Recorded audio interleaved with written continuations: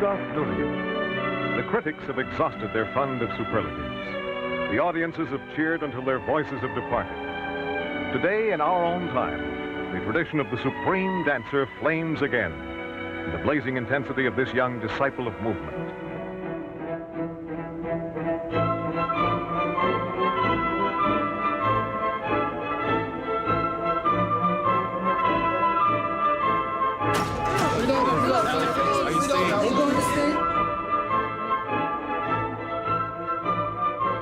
It is such an incredible story that a man escaped at the time from the KGB and he jumps. The story hit like an atom bomb. It was like a film. It was incredible. And this is the last time I will speak of Rudolf Nureyev. Nureyev was in danger. He betrayed his country. The KGB had plans to destroy him. He said to me, "One have to hide myself behind the Iron Curtain." For him, freedom was something new. Telling the truth is not always the best thing. He was a difficult partner.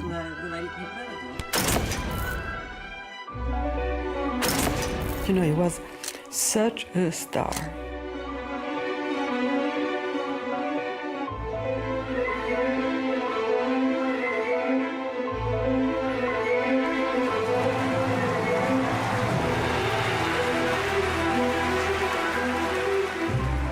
He wanted to conquer the world, and it was his right to conquer the world. It was a miracle. A miracle.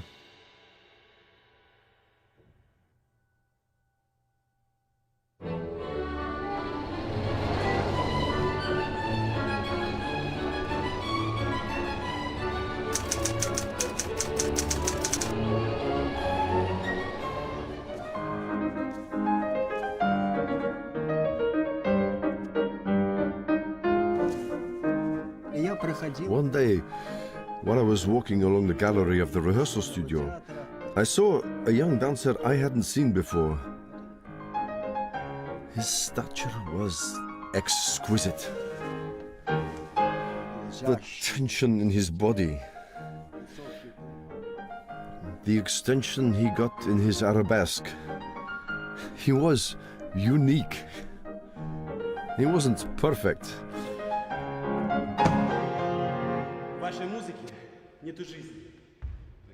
But Nureyev was so exciting. He had an enormously expressive technique of revolving on the very tips of his toes. You could feel his expression. Of course, we were looking at him with great interest. Whenever he had classes, we always came to see how he trained. The same classroom we are in now.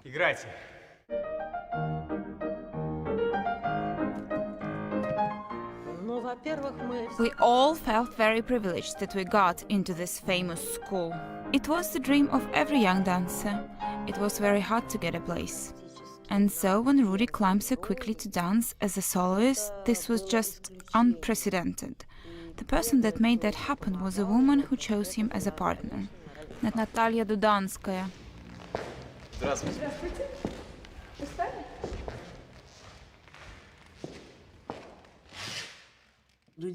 Dudinskaya was a prima ballerina.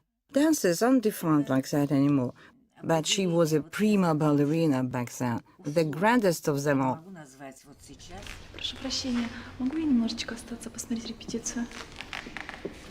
У нас репетиция индивидуальная, поэтому нет. Как скажете. She was our inspiration, first of all. The company treated her with great respect. Можно.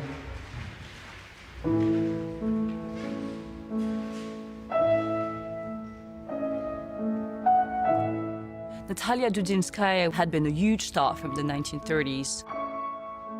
Her husband, Konstantin Sergeyev, was the artistic director of the Kirov. He was a very important dancer for the company and a noble one, someone who represented the ideal Soviet dancer. But Sergeyev and Nureyev had a very complicated relationship.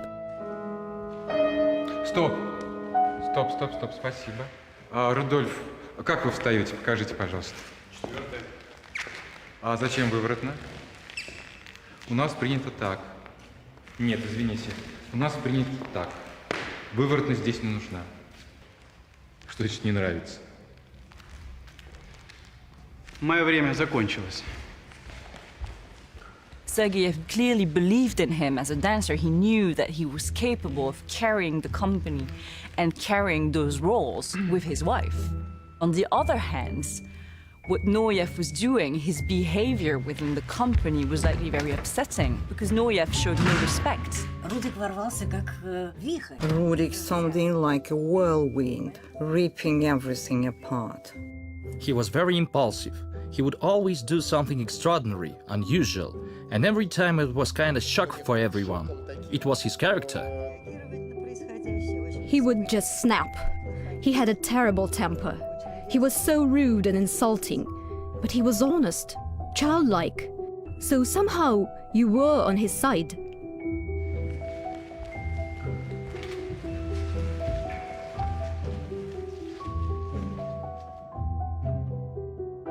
Rudy had rivals in a professional sense. Yuri Solovyev had a great natural talent. He had what we call soft legs. He could take off and achieve such fantastic height with his jump that he was compared to Gagarin. He was called Cosmic Yuri because he could keep himself in the air for a longer time than Nureyev. But the most talented dancers aren't those who rely on their natural talents, but those who can overcome any shortcomings they have. And that's what made Rudolf great. He was a great dancer, but he had bad attitude. We had traditions. It was our responsibility as students to wash the floor after class. Rudik would never do it. Рудольф! Рудольф! Вы должны пойти и полить пол. Вы меня слышите? Рудольф! Я работаю. Руди сказал, нет, я пол поливать. He spoke like a prince to his servant, to Sergeyev, if you can believe it. He was not just the head of the theater, but one of Russia's best dancers of the 20th century.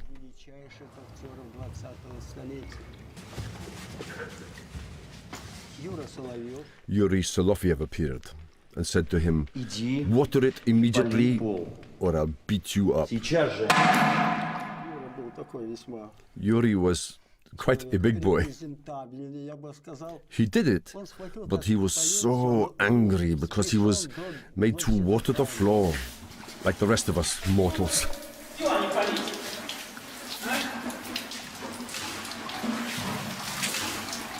Their characters were very different.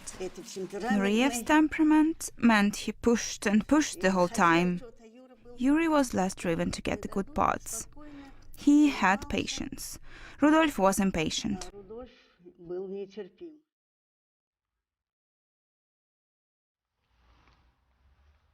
Здесь больше нравится или там? Мне кажется, вот там хорошо. Там? Of course, he was a part of the Kirov theater company, but he was always an outsider. He had no friends there. A part of the collective, but a very individual part. I became his confidant. I wasn't a dancer, so there was no jealousy. I was just happy to share in his success. He loved being photographed. When he looked at my photos, he said, "Look at this real narcissist." He loved it that something would remain of these moments.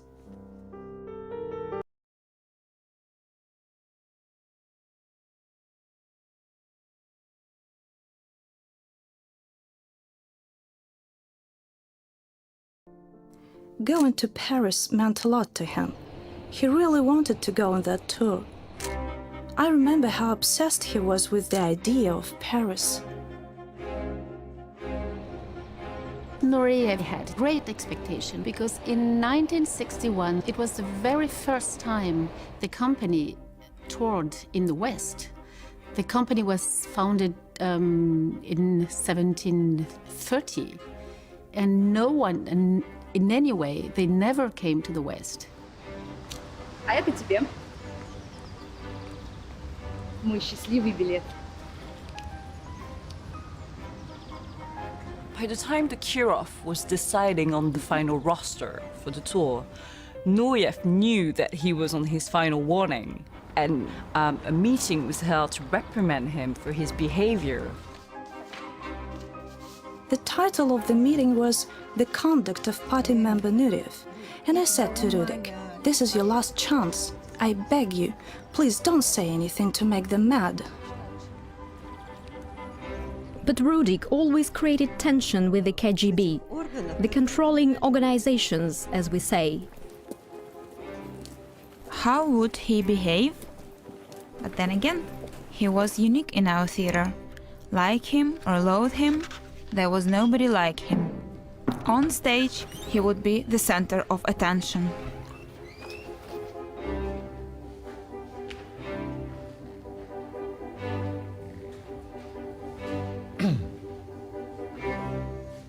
Неподобающее поведение на репетициях, несоблюдение норм классического танца, неуважение по отношению к членам труппы и руководящему составу, пренебрежение к костюму. Товарищи, все мы помним, как артист Нуреев снял шорты во время балета «Жизель» и танцевал в лосинах. Как все прошло? Хорошо. Ты не грубил? Нет. Я сказал пару слов Соловьеву. Ты оскорбил Юрия? Нет. Вам для гастролей нужна посредственность, скачущая по сцене. Пожалуйста. Нет, это не пишите. He told me that in the meeting he was only given a verbal reprimand, so that meant he would be able to go abroad on the tour. Nothing was written down in his file. And I said, "Rudolf, don't you realize you really insulted Yuri Solovyov?" Yuri was stung by that insult, and it stayed with him.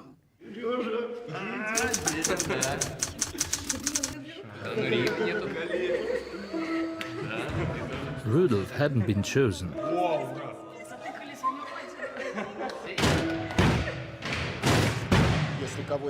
Everyone knows, if you are going to take anyone, take Rudolf.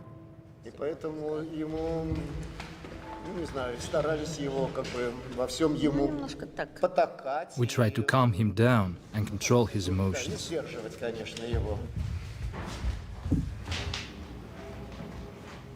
This was a despair for him. There was another reason. Nureyev had the same repertoire as Sergeyev. And Sergeyev wanted to dance again. Sergeyev and Dudinskaya were hoping that those performances would be a swan song that would allow them to have a final triumph in the West as dancers of the Kirov.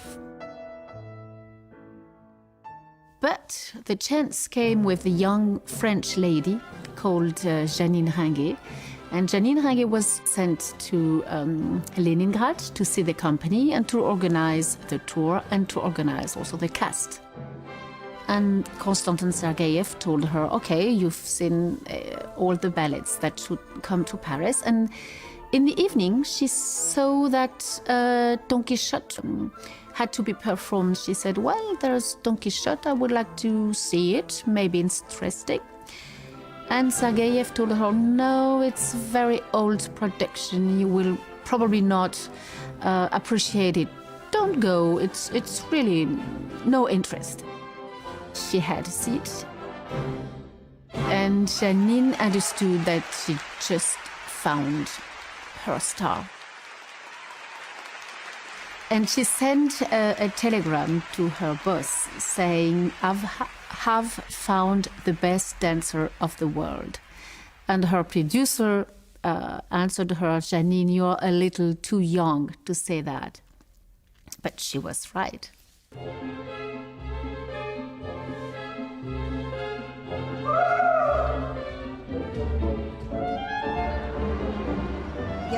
I remember it like it was yesterday. He is running towards me. "I will be dancing in Paris," he said. 2-0, we win.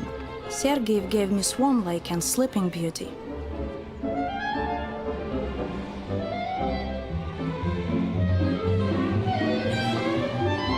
So this is already the poor Nureyev he just wanted to dance, he was refused, and suddenly he became a political problem.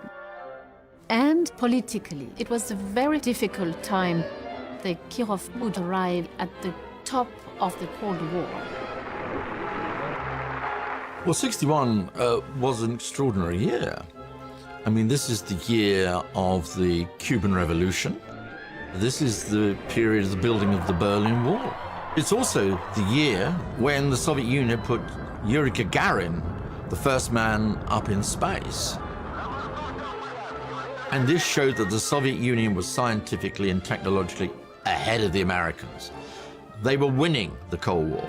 With the Kirov, we will take this culture out to the West to show to you that the Soviet Union is not only technologically superior, we have a superior culture. So the Kirov coming as it did in 1961 was an extraordinary step forward for the Soviet Union, and of course an extraordinary moment in the history of the Cold War.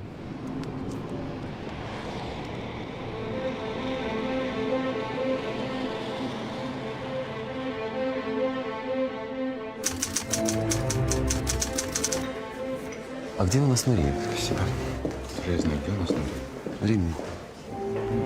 This was going to be a crucial tour, an important mission for the KGB. A huge company traveling, performing in major Western capitals, Paris and London, which meant security and surveillance was paramount. The operative agent in charge was specially chosen. He was Vitaly Strishevsky. I think he was sent from Moscow. Strishevsky's main task was to prevent Nureyev from being involved in any kind of scandal. And the KGB had to ensure this person stayed within the bounds of socialist realism, as we used to say. He was an interesting-looking man, but I have to say these accompanying guys, as we called them, these agents, they were a special breed. You could tell from their walk. He isn't a dancer, he isn't a director or a coach, he is the accompanying guy. This word accompanying, it suited him, the one who follows your behavior abroad. А вы, товарищ Нуреев, как всегда, вовремя. А вы летите с нами? Нет, я провожаю. Вы провожаете, очень хорошо. Ну надо же, ваш паспорт. He knew that Nureyev was considered rude, ambitious, vain. He was just a complete anarchist. Товарищи артисты, по очереди подходим на таможню, ничего не забываем, документы в раскрытом виде. Времени на посадку у нас осталось не так много, пожалуйста, поактивнее. I came with them to the airport, and a rumor went round that somebody was going to be prevented from going. When Rudek heard this, he went pale. I said, "Rudek, relax. Nobody can take your place." "That's not true," he said. Проходим, проходим. Всего доброго. До свидания. In fact, it was a member of the Corps de Ballet who was sent back, nothing to do with Rudolf. But in the heat of the moment, he was sure it was him, for all his sins.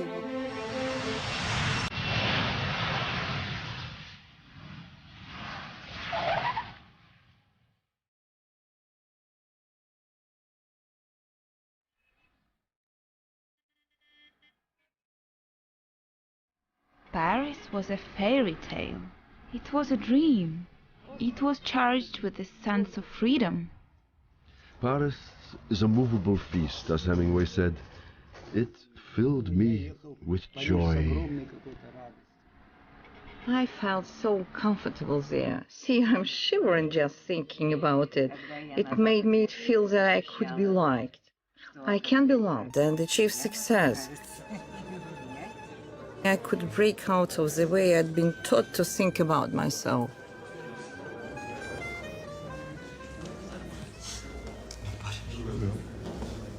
Внимание, товарищи артисты. Товарищи артисты, тишина. Пожалуйста, распределитесь, кто с кем в каком номере будет жить. И подходите получать ключи. Once they got there, who on earth could bear to share a room with Rurik? Кто с Нуриевым? Кто с Нуриевым? Вот мне казалось, что он был всегда... It seemed to be that he was always tense and on edge. I could never have done it. I never felt any personal connection with Rudolf. Кто с Нуриевым? Я с Нуреевым.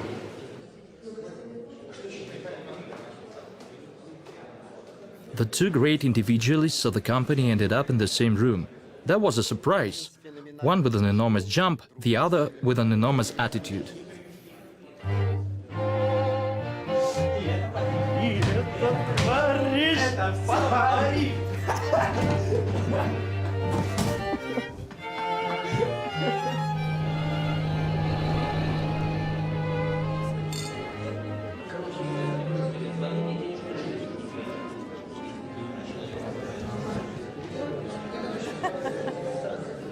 They make a big reception in Paris Opera, you know, to introduce dancer for the press. This reception was in the Foyer de la Danse, just behind the stage in Paris Opera.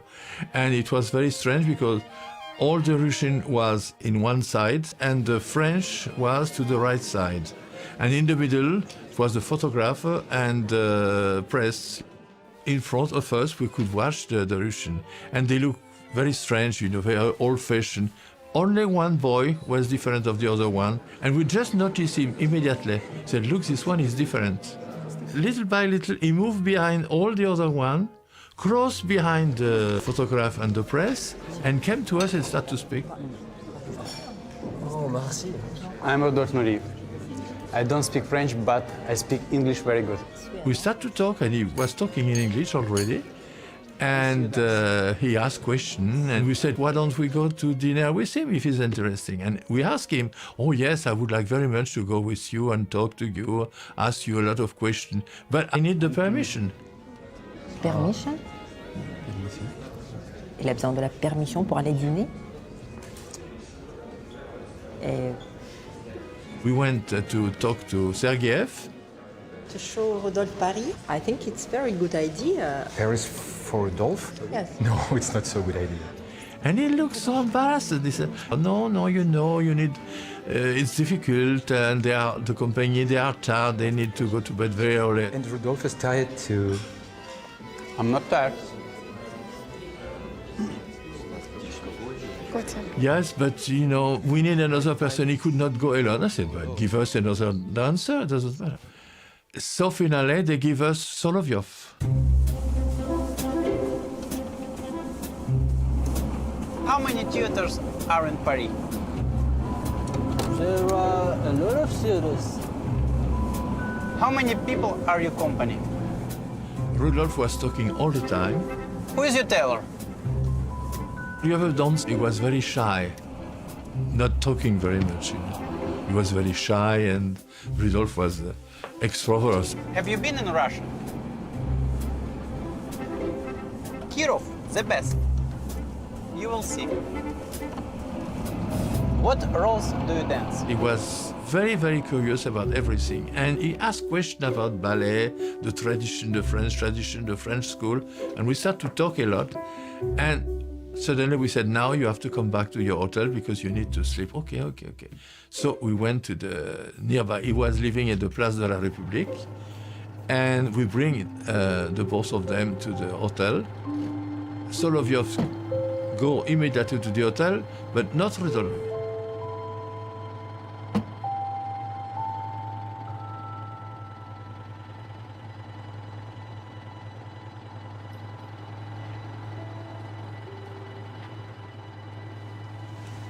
Ça va pas?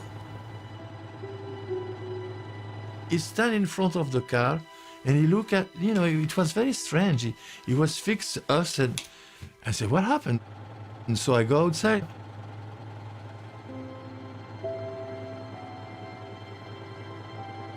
And he said to me, I spent such a wonderful evening. I think it's time because I'm sure we don't see each other anymore. I said, why? Oh, no, because, they give me one permission, but maybe not two permission. I said, don't be silly. Of course we will. No more permission. Rudolf. And there is a box of chocolate. And we said, take the box. No. I take one. Good. But if we see each other, I will take tomorrow or the after tomorrow another one.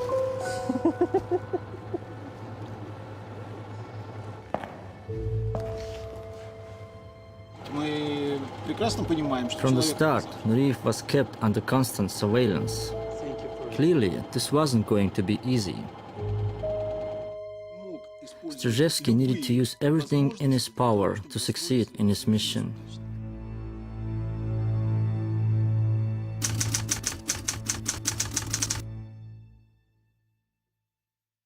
Nureyev was not planned for the first night, for the first evening, which was certainly a way for Sergeyev to say, okay, you are on the tour, but you are not on the first evening. But he danced at the rehearsal. And what the Soviets did not know is that there was someone like René Servin who saw Nureyev rehearsing. Nureyev danced the dress rehearsal the day before the opening night, and that's where I first saw him. Immediately, I fell under the spell of this extraordinary young dancer. And he immediately tells to everybody in Paris, there is a star at the Paris Opera. So when Nureyev's stage debut finally came, I could hardly wait. Par le milieu, mais haut, donc il descendait. The corps de ballet entered in the middle. They went down the ramp, they turned sideways, and you could see one coming down, then two, then three, then four, up to 12. And people started clapping, thinking that was all. But then there were 12 more, and then there were more. Another 10. There were 32 in total. It was just extraordinary. We had never seen anything like it, ever.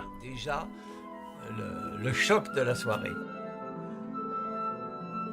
We saw the shades of Bayadère, and then I really saw, I'm not exaggerating, a bomb come on stage.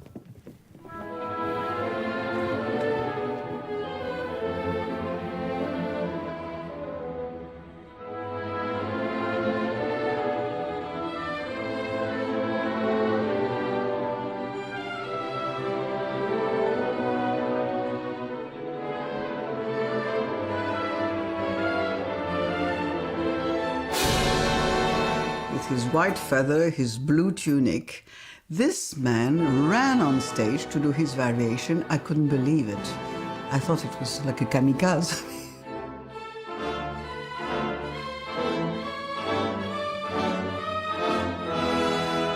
It was new for us, and he kept the attention of everybody. The little boy, when we go outside, is a great, great, great artist. And he danced like, I couldn't explain, you know.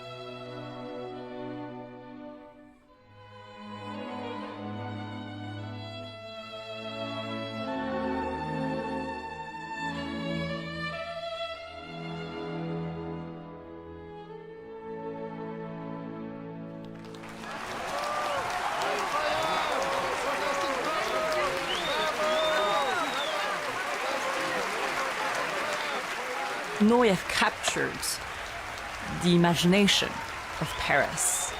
He was so exotic. When he first appeared, the audience couldn't believe their eyes. They couldn't believe what they were seeing.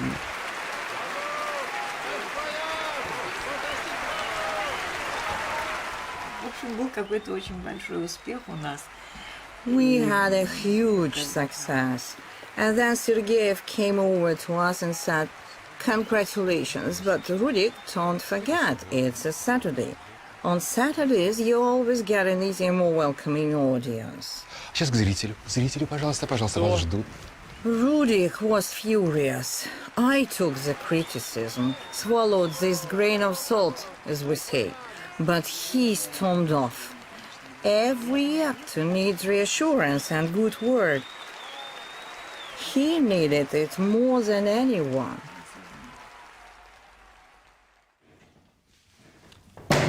After the show, Sergeyev said, go talk to him, but not too much, and don't tell him that he's fantastic, it's not necessary. Maybe you are tired. Well, we went to Rudolf and said, wonderful, and he was so happy. He said, well, tonight I want to talk to you. We shall meet in the street nearby the hotel. Okay. And the first night, of course, I was very interested because he never saw Clara Saint before. She was a wonderful person, very nice, very beautiful, very calm. She knew Le Tout Paris. I mean, she knew everybody in Paris. So it was in a relationship that attracted and was agreeable to Rudolf. Clara Saint was introduced to Nureyev that night. She was a rich young socialite. Her fiancé was one of the sons of the French culture minister André Malraux. And I'd say she fell in love with Nureyev. This is Clara.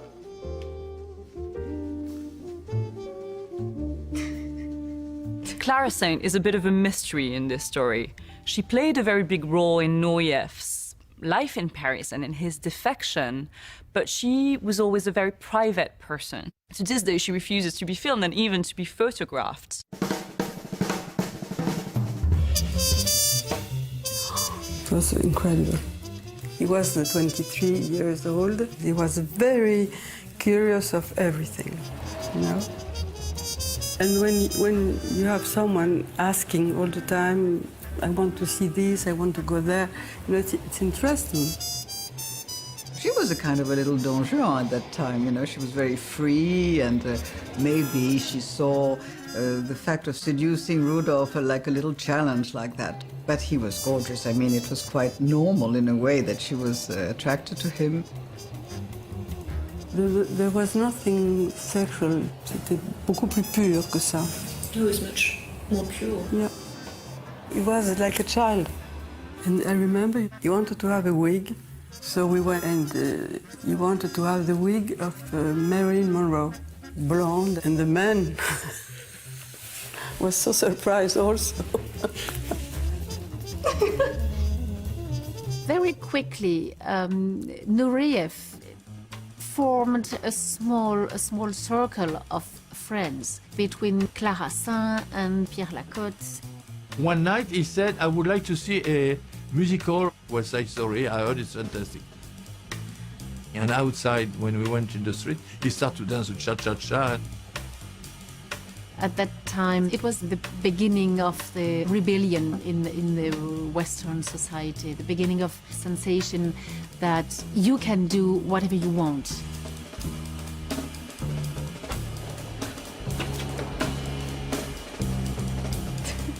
He said, I would like to see a cabaret. And we thought that the Crazy Horse Salon will be a good thing for him to go. So we went there. You know, well, we took we took a table there, and he was he couldn't believe what he saw. All the girls, they dance. Твою мать! It's perfect. He was so surprised. Surprised and seduced. We know today that Nureyev had relationships with both men and women over the course of his life. But in 1961, Nureyev's sexuality was not something that he discussed openly.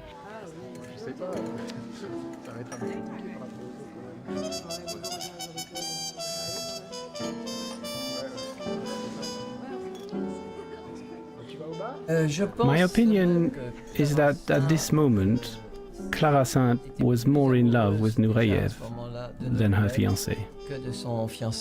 I think she was seduced and he became something wonderful, and then it became not easy and not possible. And then she just said, bon, tant pis.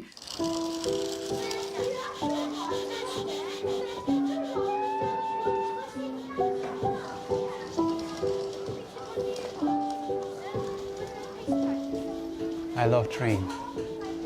I was born in a train. I remember he wanted to have a train électrique. So I went with him to a shop called Le Nain Bleu. Of course, Clara bought him the electric train. Look behind me, there is somebody who follows us. It's a member of the KGB. Were you aware you were being followed? I didn't care. I don't. Black car, maybe, I don't know. All the time. We have those people behind us, always. And at least one, maybe two. What could we do? Of course, Strizhevsky gathered information about Nureyev's friends and their activities together. All his reports were sent back to his KGB superiors in Moscow. He was reporting the developing trend of Nureyev's bad behavior.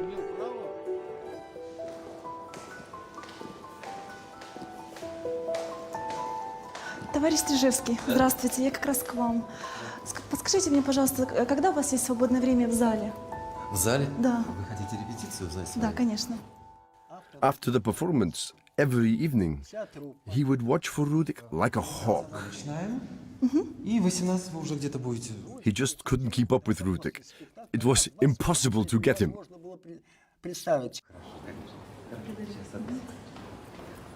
We would sneak through the kitchen door, through the restaurant, to fool the accompanying man. Who cares? I'll risk it. What's the worst thing that can happen? They won't take me on the next tour.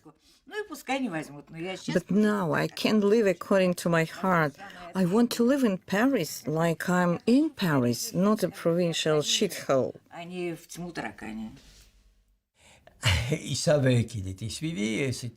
He knew he was being followed, openly followed. And one night, when he was in Maxim's, he was being tailed by a woman from the KGB. At one point, he said to the maître d', "Take this bread roll and water and take them to this bitch. She doesn't deserve anything better." And the maître d' did it, of course. It must have been hard to swallow.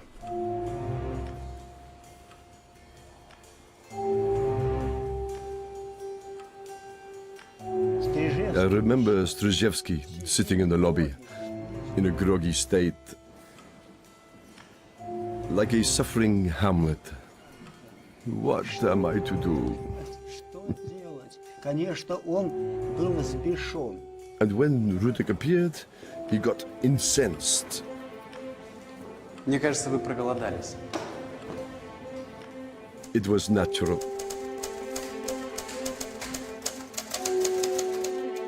Once Strizhevsky realized that he was not going to be able to stop Nureyev from seeing his friends and from going out, he started to include them in his reports and to smear them as he went along, in part to cover himself in case anything went wrong.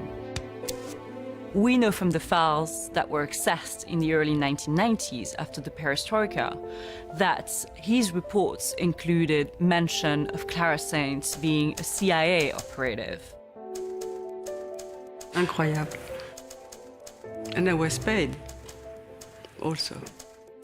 So you were a paid CIA agent? Yes, I was. Yes, yes, I was Matahari.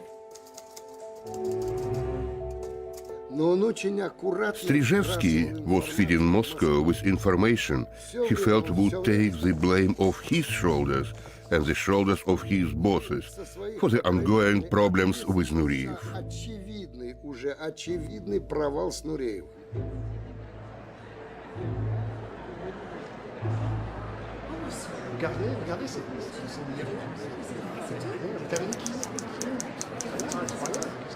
On the opening night of a ballet called The Stoneflower, I remember Nureyev invited Clara to join him in the box reserved for Soviet artists.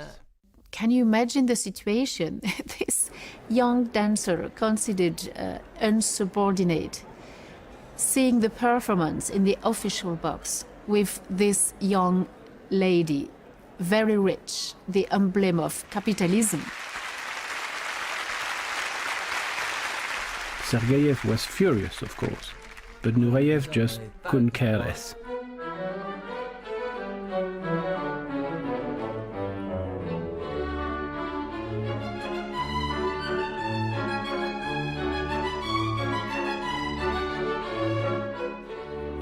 It was during this performance that Clara learned that her fiancé and her fiancé's brother, the two sons of Malraux, had died in a car accident. Of course, it was a terrible shock. It must have been terribly difficult. Rudolf just became part of this turmoil, with this tourbillon, to try and fill in this terrible vide.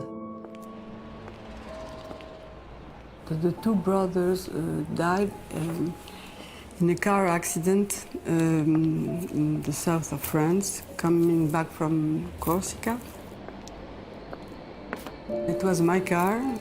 I didn't want to look at the magazines, all the newspapers telling this story. And, for me, it was very important to, comment dire, ne plus penser. To not think anymore. No. She was very, very strong in a way. But she needed to be surrounded with friends, and she don't want to be alone anymore. So she was with us all the time.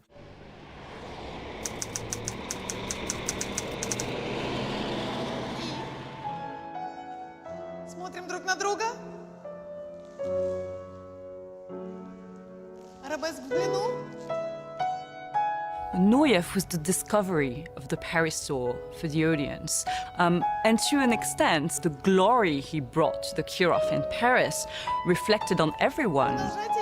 At that point, they had been so successful that the Kirov was supposed to move to an arena that had 5,000 seats to fill, the Palais des Sports. The Palais des Sports was a challenge. To fill 5,000 seats in that era was a challenge. They didn't know if it could be done with a ballet. Собери руки наверху. Положи на него корпус. Здравствуйте. Наталья Михайловна, минуточку, можно вас? Продолжайте, я смотрю. Продолжайте. But in response to Strizhevsky's reports, Moscow decided to issue a recall order for Nureyev.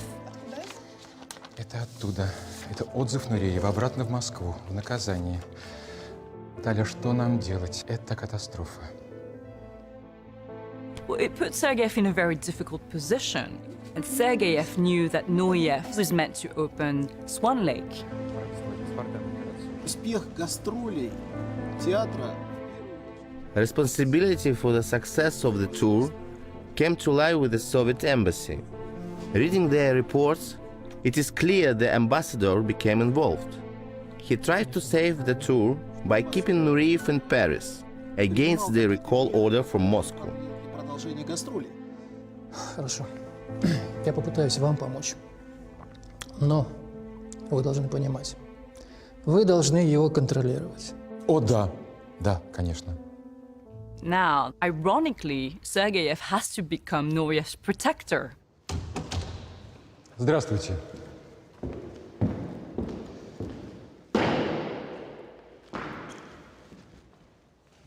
Рудольф, мне надо с вами поговорить. Скоро мы едем в Лондон Я требую прекратить прогулки по Парижу, вечеринки и всякие встречи. Вы меня слышите? Я запрещаю вам встречаться с вашими французскими друзьями. Понятно? Вы закончили? Закончим. Разрешите мне поработать.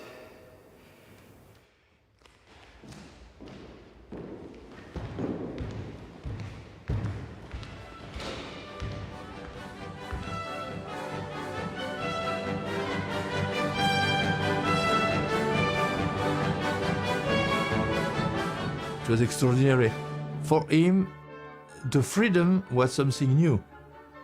And, you know, for instance, they asked him to don't go with us.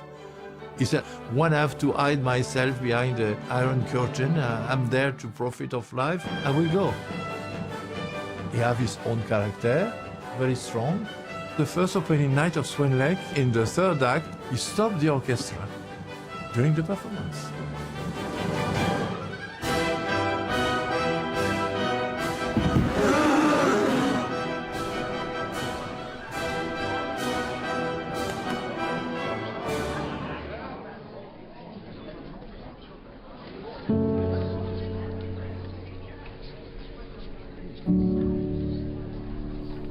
He stand up and he said, The whole auditorium went quiet.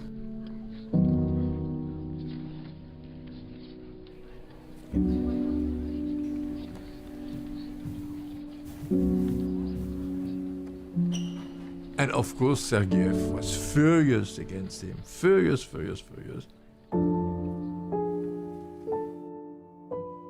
Nothing like this had ever happened before. And he came back and he said to the conductor, you could go. And in myself I said, my God, you have to dance much better than ever.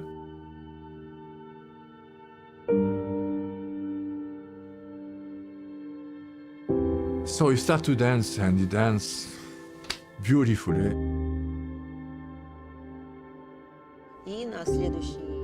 And the next day, the press wrote that Nureyev, with a regal gesture, stopped the orchestra and demonstrated his virtuosity.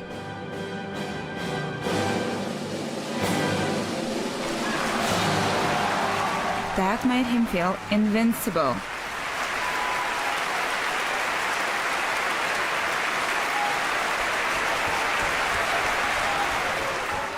And from this point, his success reached new heights.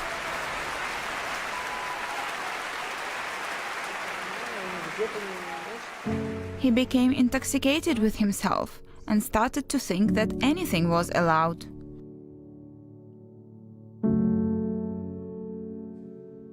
Сколько сейчас времени? Разница между мной и вами, то, что вы никогда не сможете делать то, что делаю я. Поэтому сидите здесь как крыса. Of course, all of this tried Strishevsky's patience. Можете делать то, что делаю я. Ты кто такой? Ты кто такой? You never know what can explode a person from the inside. Что ты делаешь? У меня своя работа, у тебя своя работа. Подожди! That was a hard mission for Strishevsky. Постой, я сказал, я тебе никогда этого не прощу. Никогда не прощу тебе этого. Я тебя отомщу. Юра! Юр, проснись! Где мой поезд? Мой поезд не видел где? Ты с ума сошел, что ли? Где-то же он был. Вот. Yuri didn't tell me much about what happened between him and Rurik that night, but I heard the rumors. The forbidden fruit is too sweet, so to speak. Что меня сводит? Всю правую сторону. Сейчас я... Подожди. Вот здесь. Вот тут. I don't know exactly what happened, but when you share a room on tour, it's natural to ask your roommate for a massage. Да, вот так вот хорошо. Вот так. Да. Можно ниже. Да, вот здесь. Ну, я не хочу об этом говорить. I don't want to talk about it. Yuri never told me what happened about that. He made hints and Alla Osipenko told me yes, there was some incident. Хорошо, хорошо.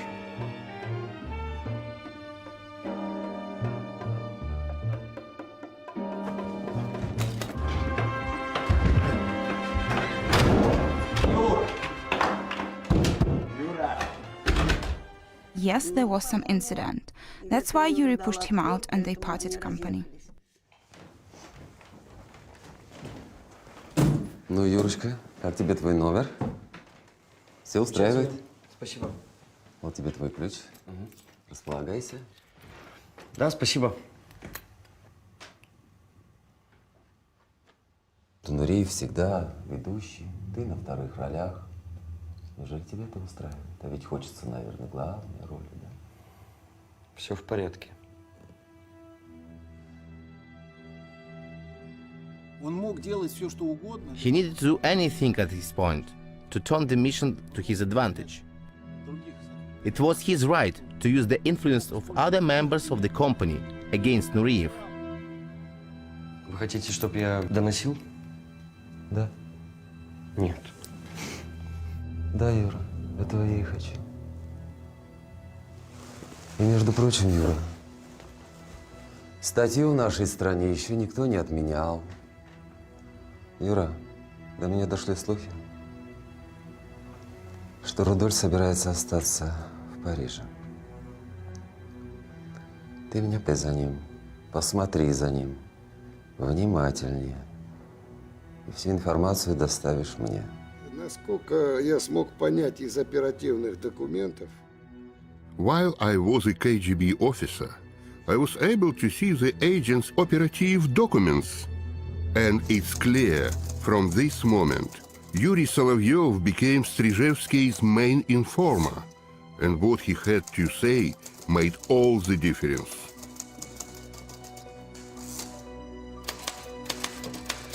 You know, they accuse me to push Rudolf to leave the company. That I know they did it. And it was so stupid, because if really we want to do it, don't you think so? It was easier to go to the police, even if the KGB was behind us, and said to Rudolf, if you want to leave, you go there and you sign, I want to stay in the... It was very strange, very easy. Just before the company was going to move to London, a new recall order came in, ordering Nureyev back to Moscow, and this time it could not be avoided. This time, the final ultimatum came from the highest authority, the Central Committee. Could there be any further delay? No. The order said, put him on a plane to Moscow immediately, when the rest of the group is traveling to London.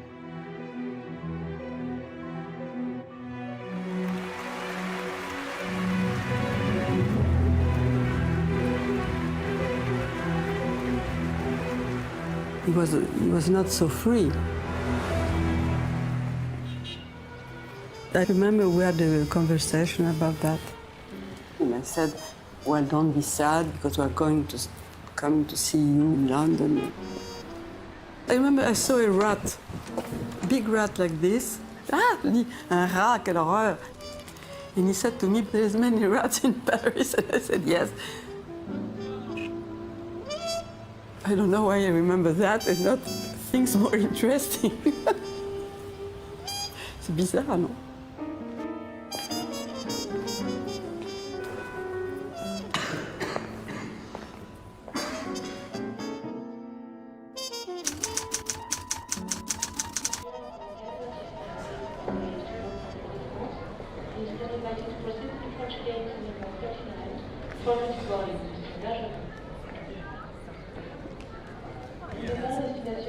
At the airport, I go to say hello to Rudolf. Сюда присаживайтесь. Присаживайтесь. Алла. They were all there, and immediately Sergeyev was very quiet, completely different. And we start to talk very nicely with Dudinskaya and Sergeyev, and we talk about completely normally for the first time. And he said to me, why don't we have a coffee together? Okay. Алечка?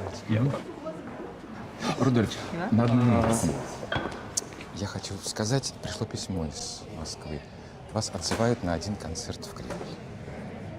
And Sergeyev go to talk to Rudolf, and I stay there with Dudinskaya, drinking my coffee, and I saw Rudolf coming white, completely white.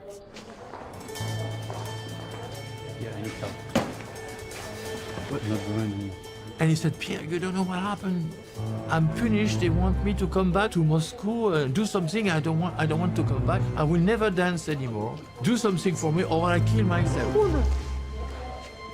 In my place, he saw a paper knife in silver that I bought in Mexico. And he said, oh, I like that. I said, take, it's yours, for you. I could not do anything. They took him, and I realized that he was lost. He realized that the danger is there, and he was shaking. He was very, very, very afraid about the situation. I saw the last moments when Rudolf was sitting on a bench with Alla Osipenko. While everyone else was boarding, I saw that Rudek was in tears. And Alla was trying to console him in her arms. Господа объявили посадку. Проходим, собираемся. And I still have that picture in my mind and in my heart. It's an awful thing. Будьте любезны, пожалуйста, ваш чемодан, не забудьте. I was still there, and then suddenly Vitaly Strizhevsky pushed me to the departure gate. I turned to see Rudik. На посадку идите. Я повернулась, сказала что-то Рудику, ну, мне показал. He showed me this. He makes that sign. It means prison. And that's it. The curtain closes. And at that point, no one could do anything.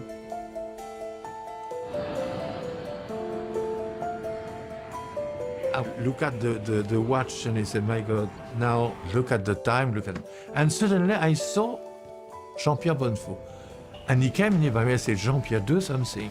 That is the telephone of Clara. Call her and said it's urgent, she have to come because Rudolf have a big problem and we need somebody.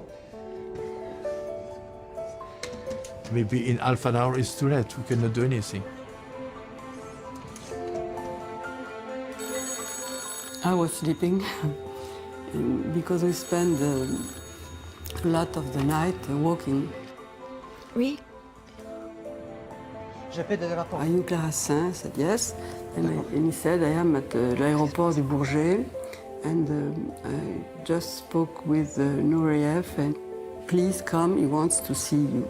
And I said, but he's going to have the plane to London. L'avion est parti. Elle est encore là. No, the plane already left. Donne-moi une demi-heure. J'arrive dès que je peux. D'accord.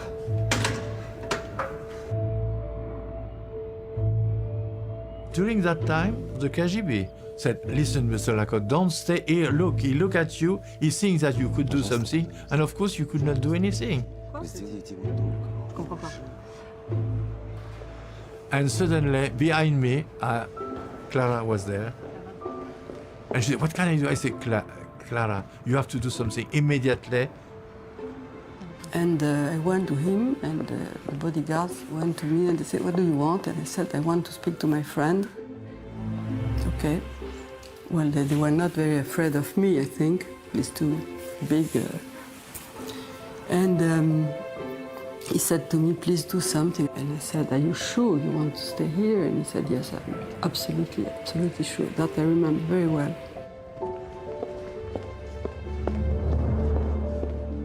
I saw this arrow saying police, the first floor. So I went there and I said, listen, there is someone downstairs, but he's with two bodyguards, and they want to send him by force to Moscow. He's a dancer. And they said, are you sure he's a dancer? And I said, yes, I'm sure he's a dancer. And they said, we cannot go to him. We're not allowed to take him. He has to come to us. And I said, okay. He just have to run and said, I want to be free. I said to Clara, of course. But how could you? Look, the police is around him. What could we do? He said, I went again. The men, they say, well, she's crazy. And I said to him, you see these two men, French police, you have to go to them. No, it's like in a ballet, you know, he jumped.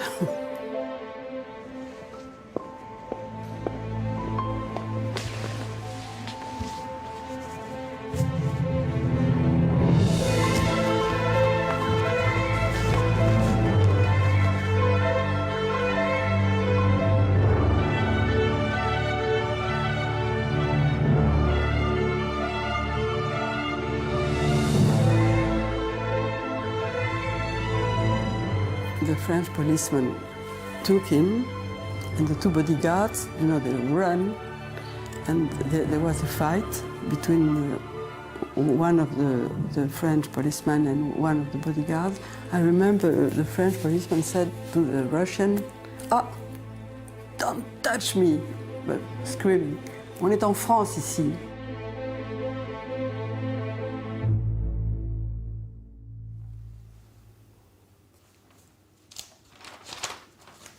My uncle, Mr. Gregory Alexansky, he worked in Le Bourget as a commissaire, was responsible of the security of Le Bourget. He spoke with Rudolf in Russian. Димон, вы русский, верно? Это шутка? Вы тоже русский? Вы успокойтесь. Я родился в России, но я француз. Что у вас случилось? Рассказывайте. I think when you met him, you were impressed because he had this kind of calm of the hero, you know, the people who can deal with danger. I remember this office. Mademoiselle, non. Rudy asked, I think, for a cognac. He was really like this. And they said to me, the first thing he has to have papers.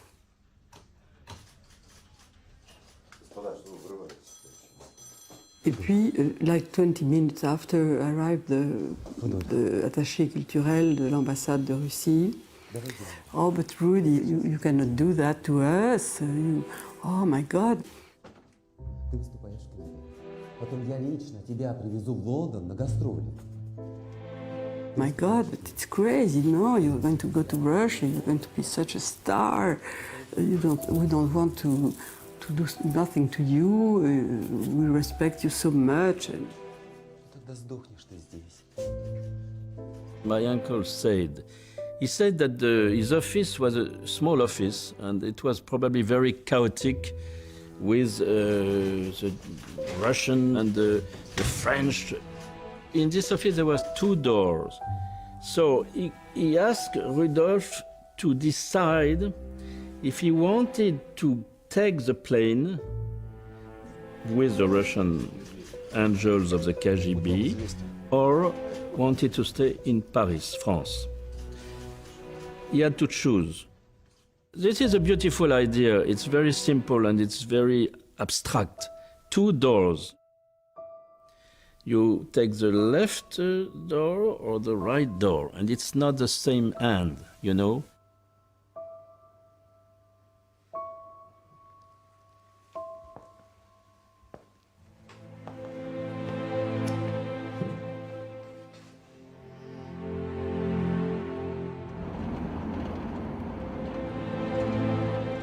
They said to me, do you have some place to put him because they're going to follow him? And I said, yes, I have a friend, no problem. And he cannot go outside. I said, okay, don't go and see him because you're going to be followed. The real story. It is such an incredible story that a man escaped at the time from the KGB. He is the most famous world dancer. He's very beautiful, he's very young, he's a dandy, and he's flamboyant, you know, flamboyant, and he jumps. He jumped, he escaped, he was the winner. He had a very good instinct of people. And he had this ability to meet the right people at the right time. It's like c'est un film, enfin. It was like there was not in the story. It's very strange.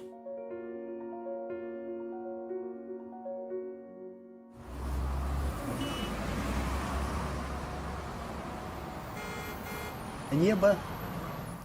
Next morning, on the way to breakfast in the lobby, there was a newspaper with a photograph of Rudolf dressed in white, making a stage leap, and the headline, "Dance to Freedom." It was on the whole page, the jump to the free world.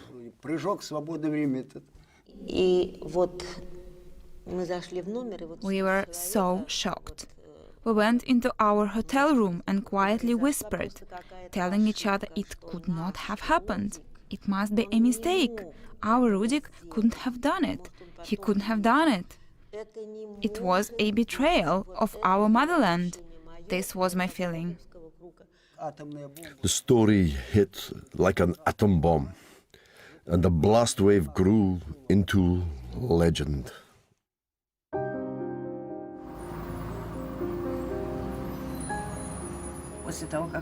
After Rudik defected, in London I was locked in my room. I was let out only to go to rehearsals and the shows. Can you believe that? It was horrible how I was treated. I was a ballet dancer with a reputation known all over the world.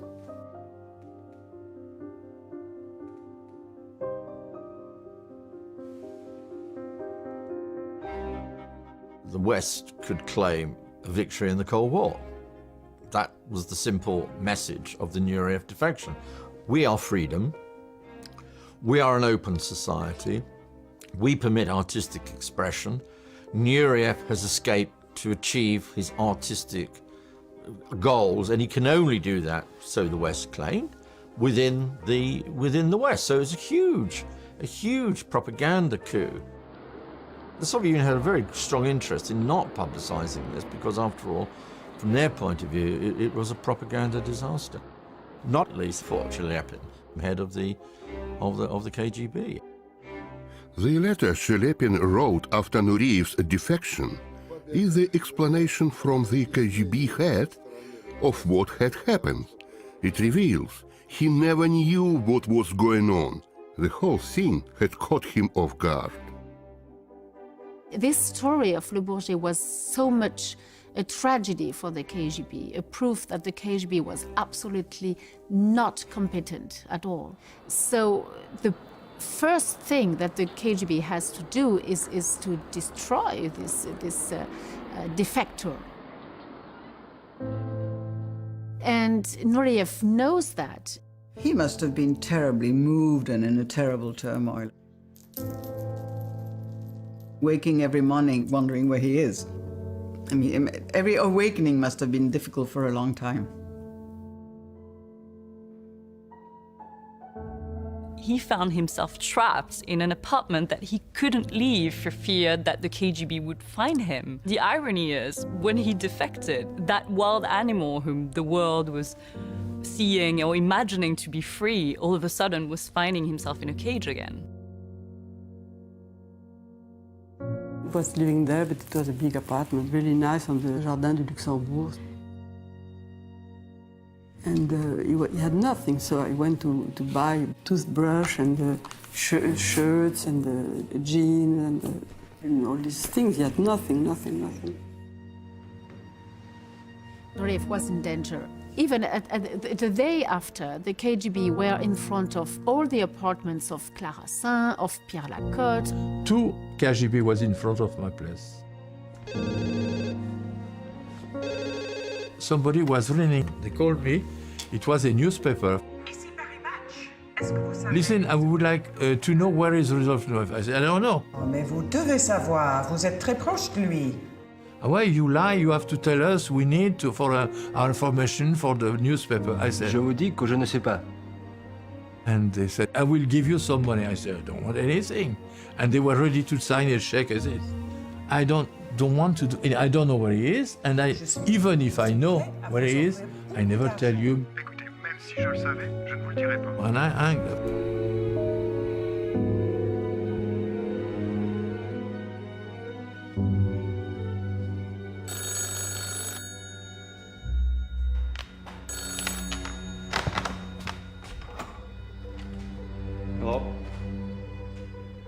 What I know is that Nureyev was very, very anxious.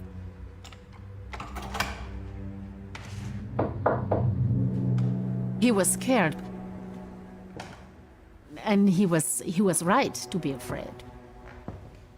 Because the KGB had plans to destroy him.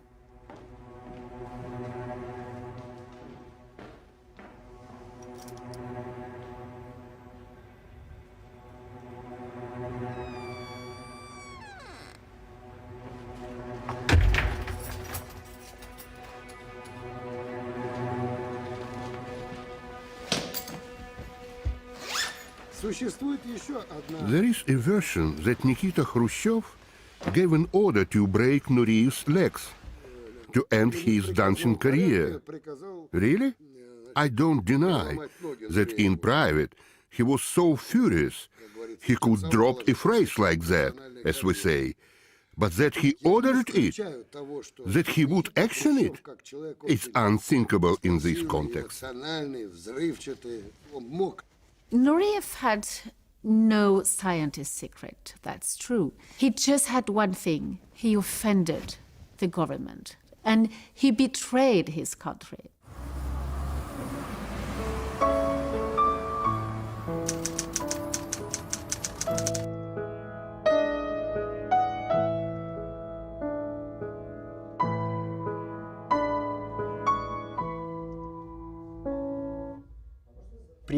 The London premiere was in 3 days' time.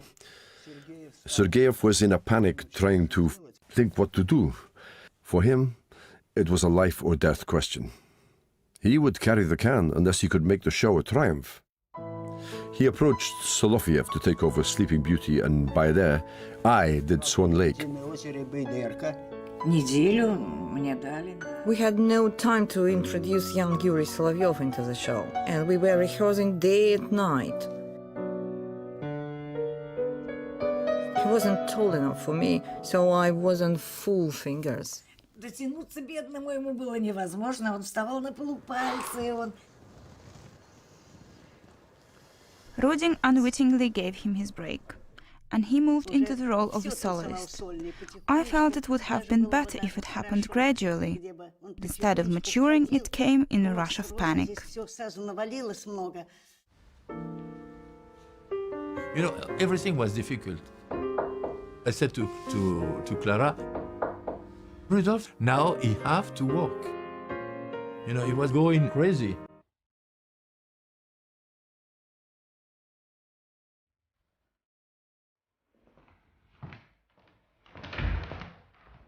Where have you been? Здесь холодно, как в могиле. Don't like the shirts. It's too big. He didn't like the shirt I bought. Не молчишь. Can you believe it? Can you do something? Quel caractère. I don't like that shirt because, but it's jeans, and you know, the apartment I'm staying is full of marble. I said, yes, it's a very beautiful place. Yes, but it's cold. It's very bad for me, it's cold. Merci beaucoup, j'ai dit. Thank you very much. He have to walk. And we talked about, I said, what about in Paris Opera? It's impossible. Politically, it was a national theater. They could not take somebody who escaped from Russia, otherwise never the company will go in Russia anymore. Raimundo, c'est toi? Je suis avec Nureyev. The only thing was the ballet company of Marquis de Cuevas. Elle a besoin de danser. Clara called Raimondo de Larin. Raimondo de Larin was the director of the ballet of the Marquis de Cuevas. Raimundo, I called him. He said, no, tell him I hired him. We're going to produce Sleeping Beauty. And Nureyev had seen Sleeping Beauty. He met Raimundo de Larraín during his tour with the Kirov, and he told him that the production was awful and the costumes were so kitsch. And 2 weeks after his defection, what did he dance? Sleeping Beauty with the Marquis de Cuevas company.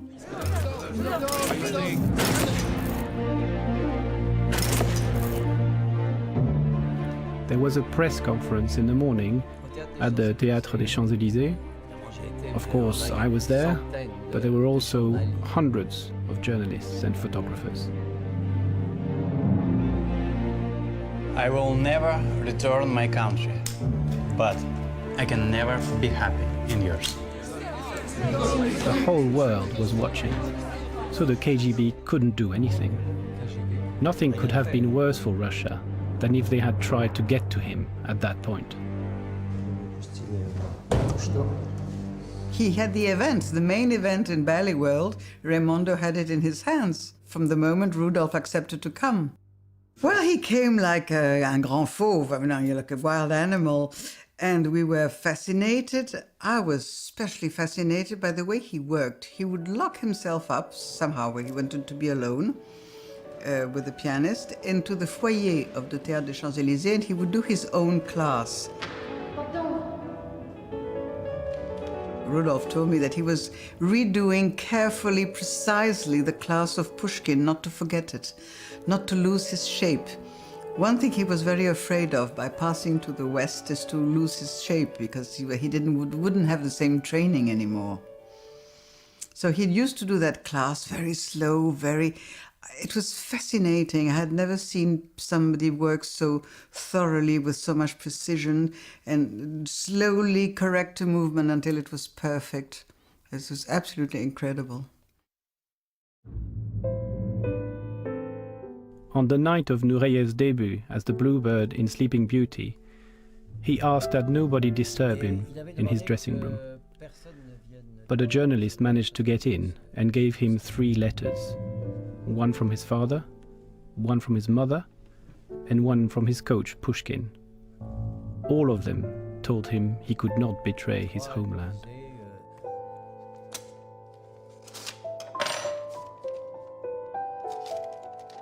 They all told him to come back and that there would be no punishment. I think it was the communists, of course, who want to organize a big evening against Rudolf, to make him afraid and to shock everybody, to say, look, that boy, he did something wrong, he's leaving his own country. But only the communists could think that way. That evening, everything was done to demoralize him. He understood this straight away and he was furious. Then, as he approached the stage, he heard abuse coming from the auditorium. It was not spontaneous, it was really organized. You could feel that. When he came from the wings, he came very close to my left, and I remember his eyes. He was in total panic. They were yelling, "Traitor, go back to your country." They were throwing coins, broken glass on stage.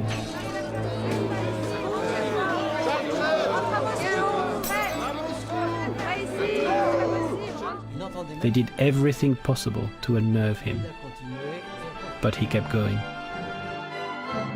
That was for me the proof of his, the strongness of his character. In the middle of all that situation, he proved his own personality, his strength. That day, he really became free.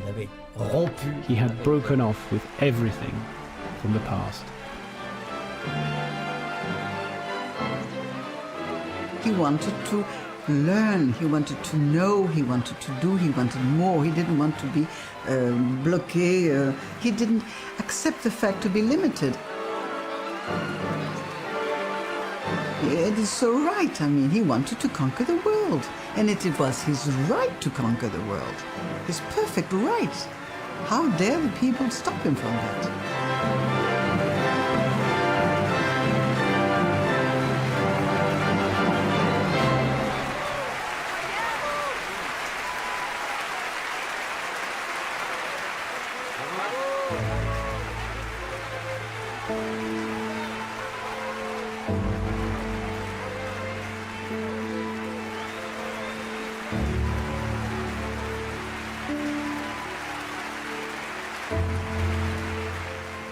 When we got back, they declared Nureyev to be an enemy of the nation and that he committed treason. That's what they always used to say when people did something extraordinary.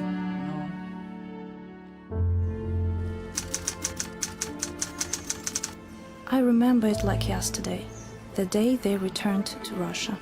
I had to find out what happened from Yuri Solovyev. Юрий, я хочу знать правду. Они говорят, что он предатель. Скажи мне, он правда планировал побег?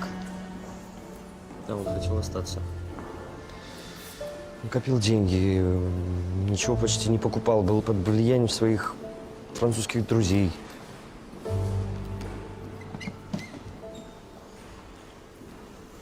Я тебе не верю. Так или иначе, это произошло.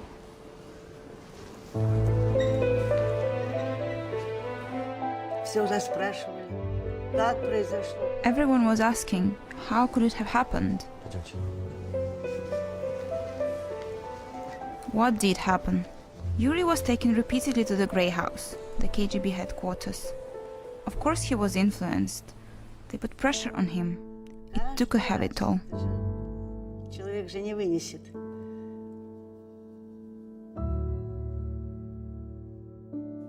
That pressure didn't stop.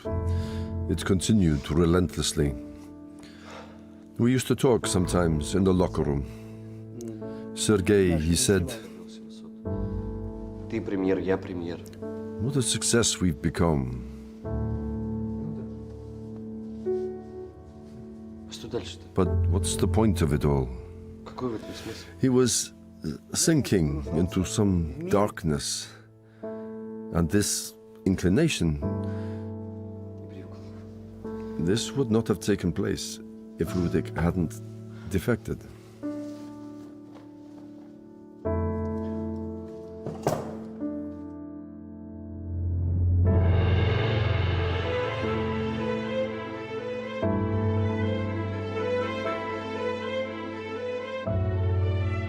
It was a complex time, I think, you know.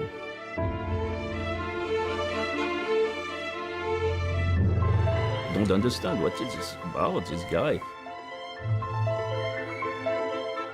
That was kind of a thing that you never feel that you know everything about it. And I think with Rudolf, we don't know everything. My feeling is that it was decided in advance that Rudolf would leave to stay in France. It's possible. Uncle Greg, I remember that what he told me when I asked him one day, what's happened exactly? He said in the morning there was a call telling me that something could happen. I had to be very careful and to help somebody who was probably going to escape the Russian guards to come inside the French frontier. Рудольф, я же говорю, вас вызвали в Москву, оттуда приказ. Я знаю, что происходит. The final order to secure Nureyev's immediate return to Moscow at the airport was a provocation. The final push to make this man take that step. I am completely convinced that the Central Committee really knew what they were doing. Я попытаюсь вам помочь. Вы должны его контролировать. Очень. Да, спасибо, товарищ посол. They were provoking Nureyev in order to make a strike against the KGB chief Alexander Shelepin. The Central Committee really didn't like Shelepin. He was a rival to their power, and they would do anything to get rid of him. He was kept in the dark, and he missed it. His security services failed to prevent the defection of Nureyev. And thanks to this event, Shelepin was taken down. Why do you think Shelepin was deposed? Well, I'm sure this was connected. This was surely, it must have been connected to the defection. There was also an extraordinary degree of factionalism, pure power struggles, control of the political agenda. This is what happens when you open up to the West. This is what happens when you try to engage the West and allow people to travel to the West. You're going to end up with these kinds of disasters. How somebody has the ability in the life to escape is difficult to say. But I think some people have luck in their blood, you know.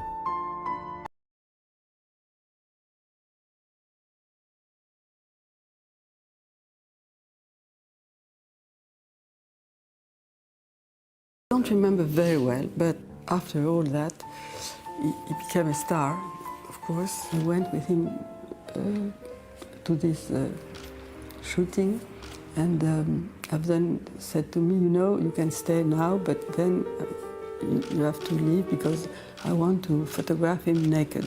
And I said, okay, yes, I'm not going to stay. How long? And he said, oh, well, come back in 1 hour if you want.